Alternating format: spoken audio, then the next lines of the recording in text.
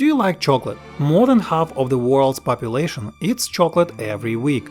But did you notice how prices for candy have been creeping up? Yes, there is inflation everywhere, but it is of gargantuan proportions in the cocoa market. The price of cocoa spiked and stayed persistently high over the past year. In this video, let's delve into the delicious world of chocolate and understand how cocoa market works. I will also cover why chocolate prices may be even higher in the future. But first, a little bit of history. Chocolate is derived from cocoa beans, which come from the Theobroma cacao tree. In ancient Greek, Theobroma means the food of gods. The cacao tree probably originated from where the present-day Colombia and Venezuela are. Archaeological evidence from Ecuador shows that people used cocoa more than 5,000 years ago. And Aztecs, Incas and Mayas are known to use cocoa beans as food and even currency.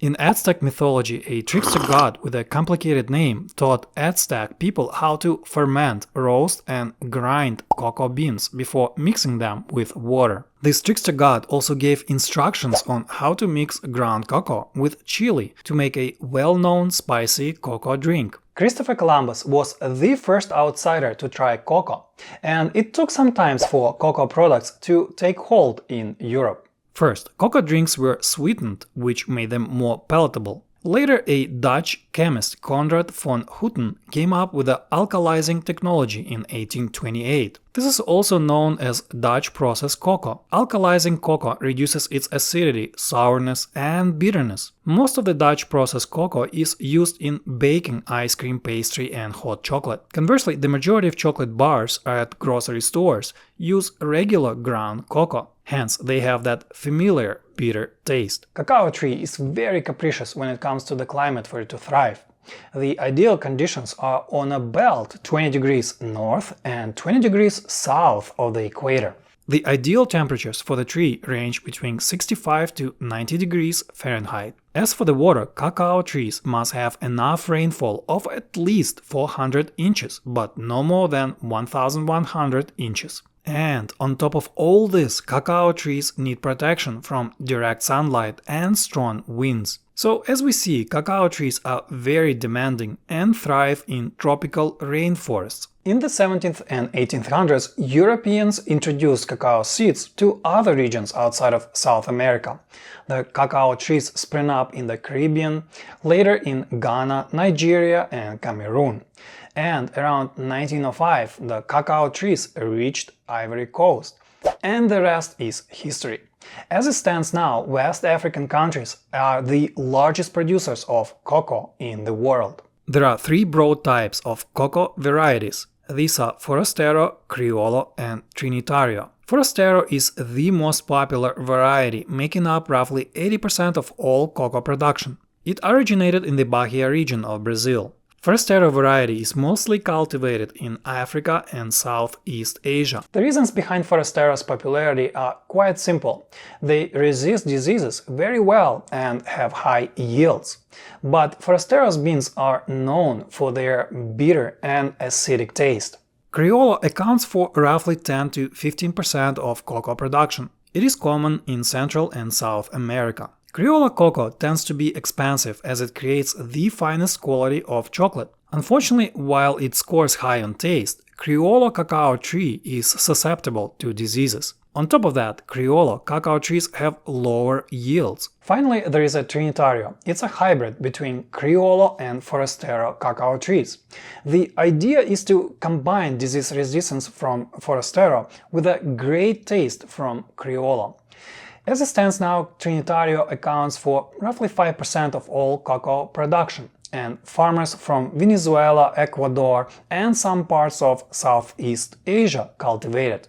When it comes to cocoa supply, here's what to know. There were roughly 5 million tons of cocoa beans produced. Here's a list of the top countries by production. We see that African countries lead the pack by producing around 74% of all cocoa worldwide. Countries from the Americas produce about 21%. At the same time, Asia and Oceania account for the remaining 5%. From this graph, we may get a sense that the market is overly concentrated. But in reality, there are over 5 million cocoa farmers in the world, and around 80% of them are smallholder farms with less than 3 acres of land under cultivation, especially in Africa. And many of them do not generate enough income from cocoa production, for reasons that we will cover in a second.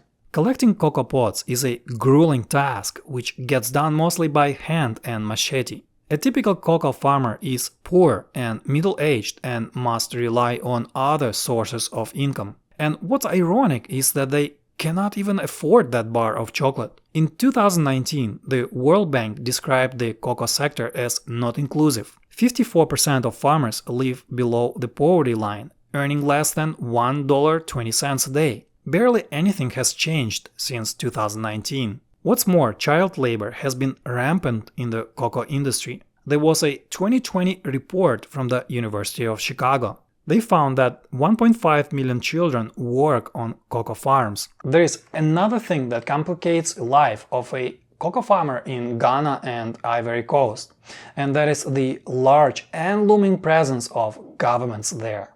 Ghana has the so-called Ghana Cocoa Board, also known as Cocoa Board. Côte d'Ivoire has Ivory Coast Coffee and Cocoa Council. These government organizations set prices at which cocoa farmers there must sell their crops.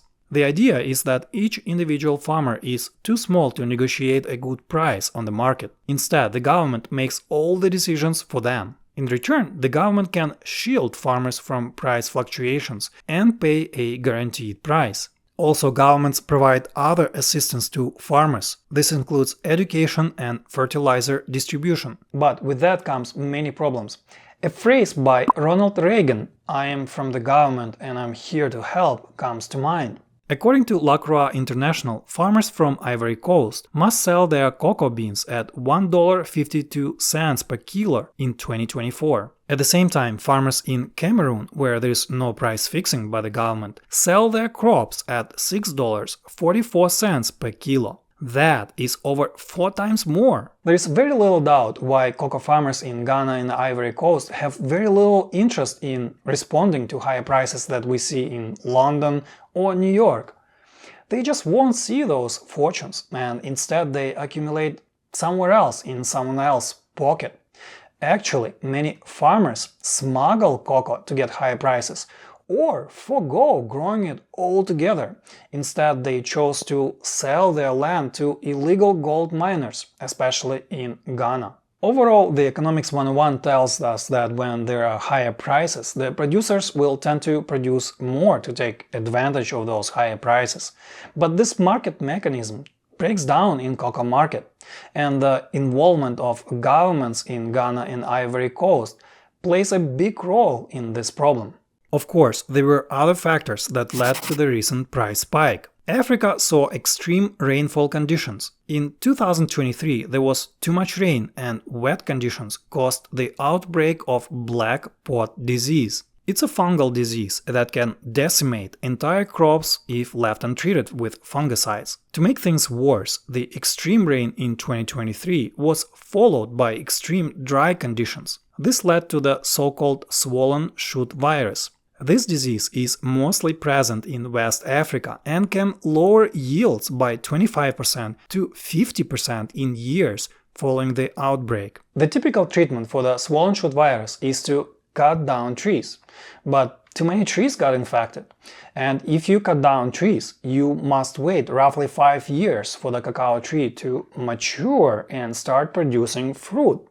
And with that much lag, supply shocks are inevitable.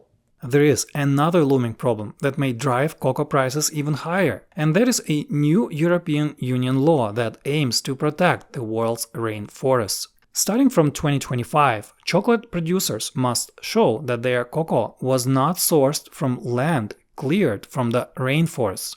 There is an ongoing GPS mapping effort in Africa and other countries that cultivate cocoa and other foods such as coffee. Deforestation has been extreme, especially in Africa. For instance, Ivory Coast has lost 90% of its rainforest over the last 60 years. Similar trend is happening in other countries. The reason is somewhat simple to understand. When soil is depleted or the entire plot of land becomes infected with disease, farmers cut the nearby rainforest and make room for new farmland. Also, Ivory Coast and Ghana are known for their low-yielding crops. According to the United Nations, cocoa yields in Africa range from 200 to 700 kilos per hectare. Compare this to South America's yield of 2,500 kilos per hectare and Asia with 2,000 kilos per hectare. Unsurprisingly, most of the production gains in Africa came from clearing rainforest. Low yields could be the result of cacao trees that are cultivated in Africa. They're mostly low-yielding varieties. Also, there could be other reasons. Among them are a lack of systematic pruning, replacing aged trees, and degrading soil. The demand for chocolate and cocoa shows no signs of letting up. As many developing countries become richer, consumers there develop a taste for chocolate too. Global deficits of cocoa hit multi-year high as demand exceeded supply. Of course, there are stockpiles of cocoa, but they have been dwindling very fast in the last 2 years. Most of the cocoa prices are negotiated at least a year in advance between wholesale buyers and suppliers. And because the recent spike in spot prices was sudden, the candy prices in stores may rise more in the future. Most of the industry experts do not expect the cocoa prices to go down anytime soon. They say that maybe it's time to acknowledge that the cocoa prices should be higher and for longer. That way the cocoa farmers can benefit from it without destroying the rainforests. Of course, there's a big if here. It assumes that things will change in Ghana and Ivory Coast for cocoa farmers there to benefit from higher prices.